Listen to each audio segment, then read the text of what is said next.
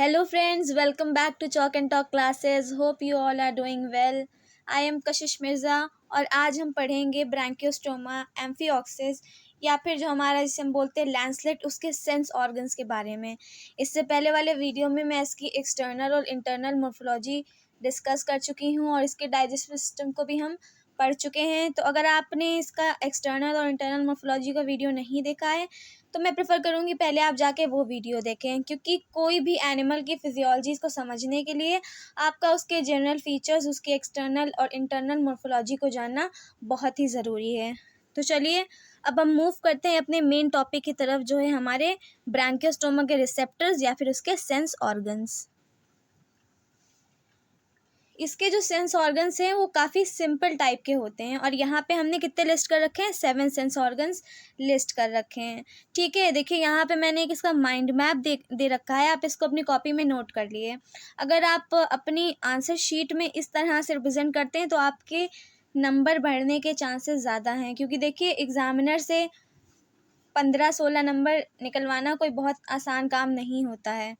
ठीक है, तो आप इसको अपनी कॉपी में नोट कर लिए और अगर आप इसको एज इट इज़ अपनी आंसर शीट में लिखेंगे तो प्रॉब्ली आपको अच्छे मार्क्स मिल सकते हैं।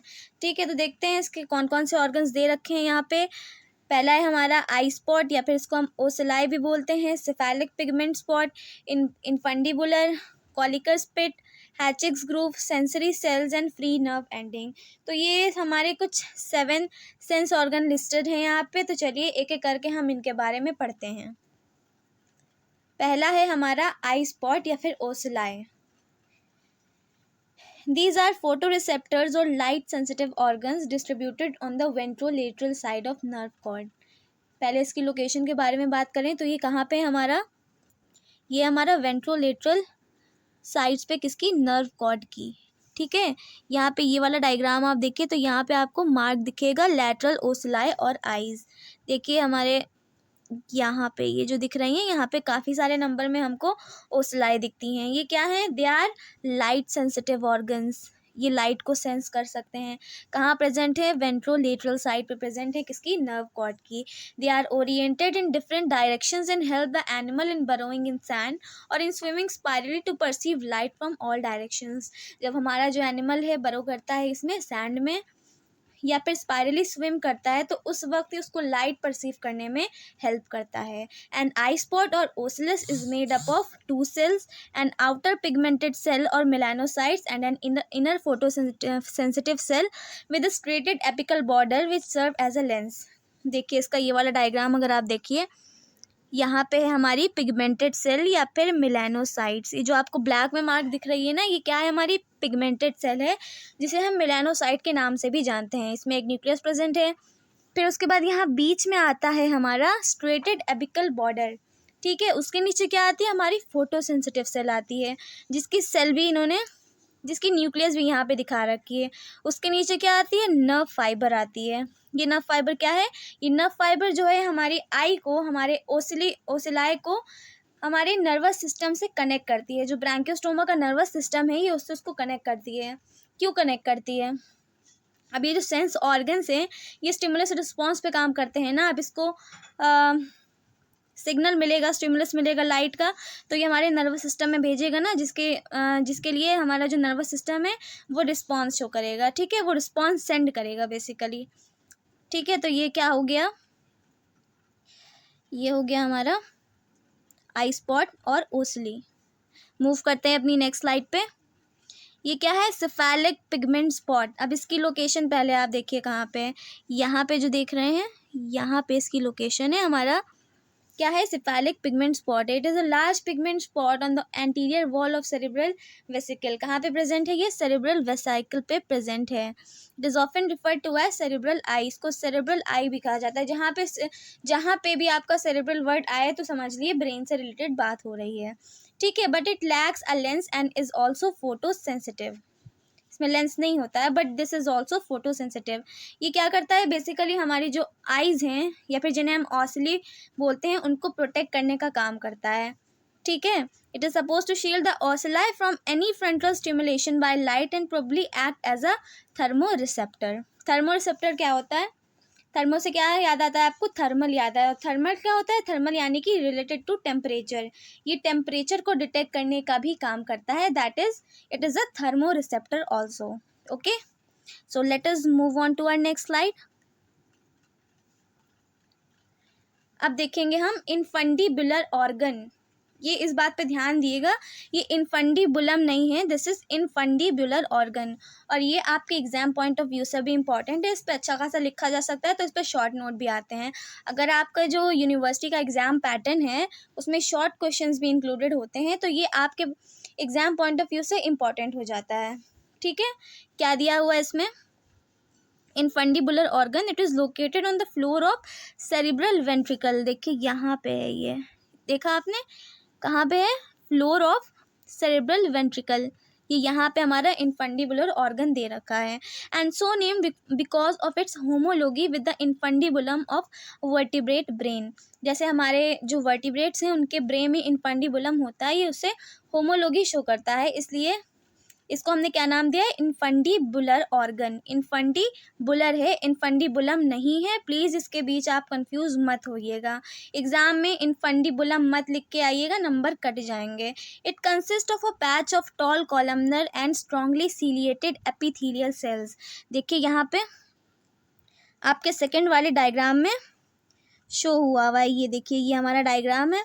Internally, the organ gives out a fine resinous fiber which extend posteriorly inside the neurocele. The exact function of the infundibular organ is uncertain. अभी तक हमें इसका कोई exact function नहीं पता है, फिर भी साइंटिस्ट के अकॉर्डिंग ये क्या करता है? ये जो हमारा कैनाल है, सेंट्रल नर्व कैनाल है, इसमें हमारा कौन सा फ्लूइड पाया जाता है? सेरेब्रोस्पाइनल फ्लूइड पाया जाता है, जैसे कि हमारे अंदर भी पाया जाता है ना, ब्रैंकोस्टोमा में भी पाया जाता है इसी तरह से। तो ये क्या करता है? उसके प्रेशर को डिटेक्ट करने का काम करता है। ठीक है, बस यही इसका एक नोन फंक्शन है हमारे पास। ठीक है, the various function assigned are detected of pressure in the cerebrospinal fluid perceiving the shadow caused by cephalic pigment spot और न्यूरोसेक्रीशन। चलिए मूव करते हैं अब अपनी नेक्स्ट स्लाइड पे। अब आ जाती है हमारी कोलिकर्स पिट। ये कहाँ पे दी हुई है? ये देखिए यहाँ पे ये जो डिप्रेशन दिख रहा है आपको, that is nothing but the Kolliker's pit. Okay, इसका क्या काम है? चलिए इसके बारे में हम थोड़ा पढ़ते हैं। It is the depression of ciliated ectodermal sales on the roof in the anterior reason of cerebral vesicle. ये कहाँ पे? ये कैसे बना हुआ है? ये एक्टोडर्मल सेल्स का बना हुआ है।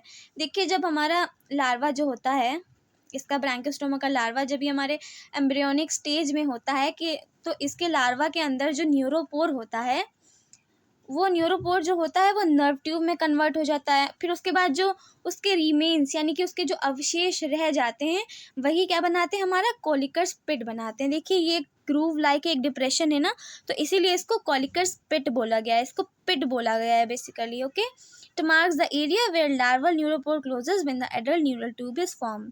सेम बात जो अभी मैंने आपको बताई वही यहाँ पे लिखी हुई है, इसको नोट कर लिएगा। It lacks sensory cells but it is considered as an olfactory chemoreceptor due to its position corresponding with the single nostril of cyclostomes। देखिए olfactory मतलब स्मेलिंग का काम करता है, जैसे हमारे अंदर नोज है, इसके अंदर इन्होंने कोलिकर्स पिट दे रखी है।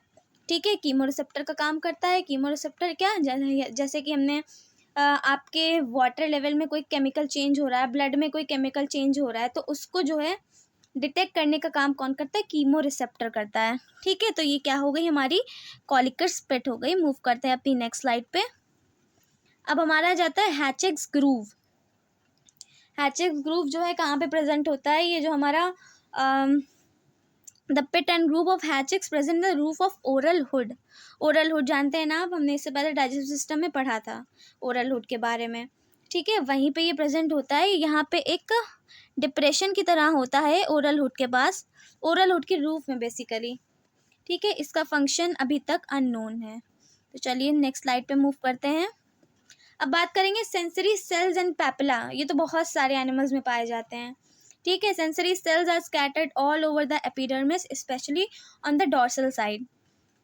डॉर्सल साइड पे होते हैं ज़्यादातर ये। ठीक है, जैसे कि मान लिया ये आपका एनिमल क्रीप कर रहा है, यहाँ पे जो पार्ट इसका हमारा सरफेस पे रहेगा दैट इज़ वेंट्रल, और ये वाला पार्ट जो है हमारा डॉर्सल होगा।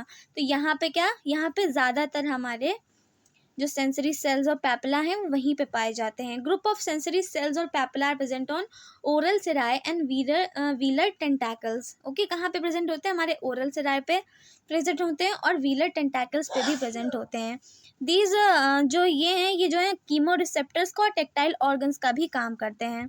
ओके, चलिए मूव करते हैं अपने लास्ट ऑर्गन की तरफ, that is free nerve ending. जो हमारी ब्रैंकियोस्टोमा की फ्री नर्व एंडिंग्स होती हैं, besides above sensory organs which are exteroreceptors, these are also present some enteroreceptors in form of the nerve endings in muscles.